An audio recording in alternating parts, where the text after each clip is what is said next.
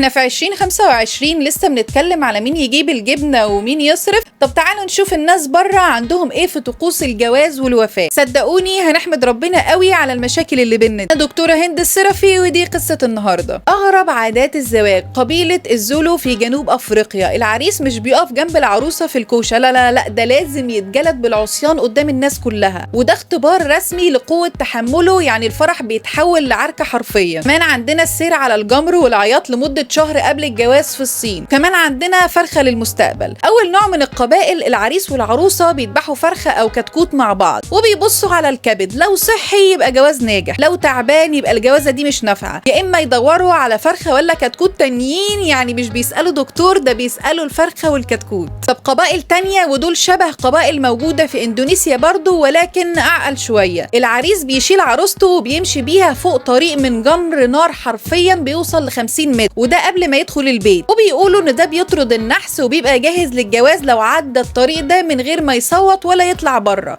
التانية من طقوسهم البكاء لمدة شهر قبل الزفاف في الصين. بتضطر العروسة في الصين انها تعيط بشكل يومي لمدة ساعة خلال شهر، وده قبل ما تطل بالابيض. وممكن ينضم للطقوس دي اخواتها البنات، مامتها، وبيعتبروا ده تهنئة بالجواز، وغالبا دول اكتر ناس فاهمين الموضوع صح وعارفين اللي فيها. طب نفترض ان الحمد لله واحد ولا واحدة صينية فلتت وما اتجوزتش، هل بيسيبوهم عادي كده؟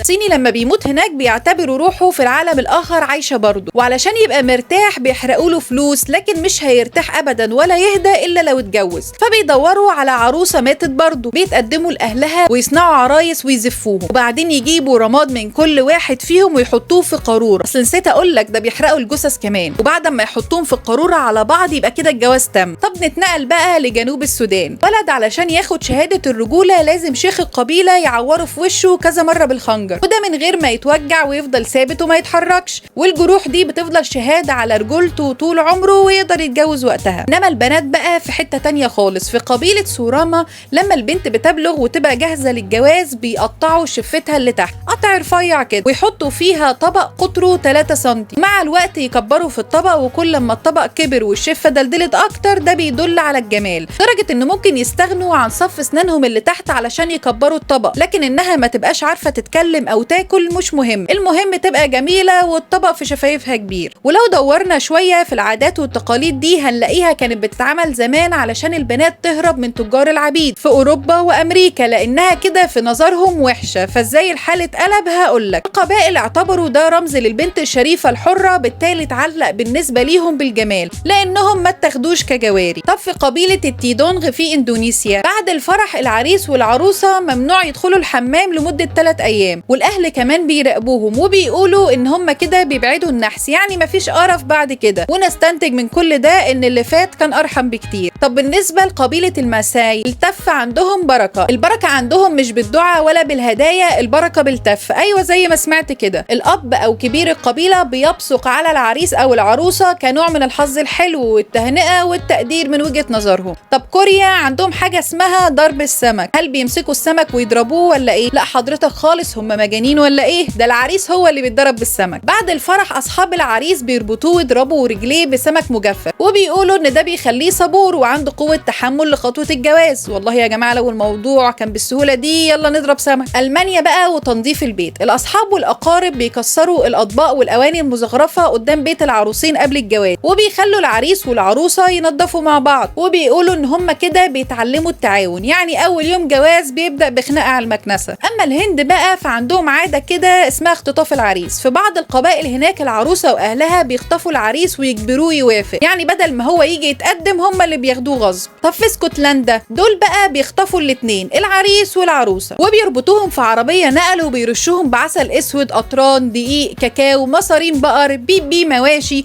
ويلزقوهم بكل شيء تتخيلوه، وده بيعتبروه بيجلب لهم الحظ وبيطرد الارواح الشريرة، بيهيئ لهم مستقبل وحياة افضل. عندنا كمان قبيلة تودو اهم حاجة عندهم الارض بتاعتهم، وعلشان ما تضيعش منهم فكل الاخوات الرجالة بيتجوزوا واحدة بس، والطفل اللي بيجي بيبقى ابنهم كلهم، وحاجة اخر الحد وكفر حرفيا. اي بنت اسمها راجو اتجوزت 5 اخوات وانجبت طفل ومش معروف ابن مين فيهم، بس بيعتبروه ابنهم كلهم. قبيلة ساتيري ماوي في البرازيل، علشان الراجل يثبت انه راجل وجاهز للجواز لازم يحط ايده في جراب مليان بالنمل الرصاصي، واللي لدغته تعتبر من ابشع على لدغات الحشرات في العالم. ومش بس كده، ده بيحط ايده لمده 10 دقائق بحالهم، وبيتعمل الاختبار ده اكتر من مره. ده في الحياه الدنيا بقى وطقوس الجواز، لكن استنوا الجزء التاني لما تسمعوا ايه اللي بيحصل في طقوس الموت والدفن، هتتصدموا اكتر. اعملوا سبسكرايب وكومنت علشان يوصل لكم الجزء التاني اول ما ينزل. انا دكتوره هند السرفي، ودي كانت قصه النهارده.